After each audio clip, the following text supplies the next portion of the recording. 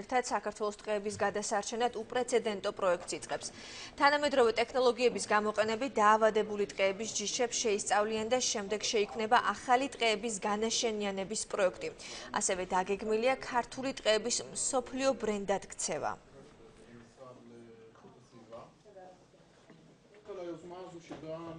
მოხდება ტყის დეგრადირებული ეკოსისტემების იდენტიფიცირება, მათი აღრიცხვა და შემდეგ მომზადდება პროექტი ამ ტყეების აღდგენისათვის.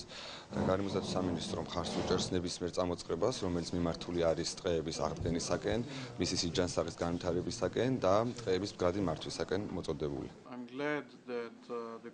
მოხარული ვარ, რომ ასეთი პროექტის ჩატარებისთვის საქართველოს შეირჩა. ეს კიდევ ერთი დასტურია საქართველოსა და ისრაელის მეგობრობისა. პროექტი არის გრძელვადიანი, პირველ რიგში დაიწყება ნიადაგის კვლევა სექტემბრიდან კი პრაქტიკულ სამუშაოებს გეგმავთ.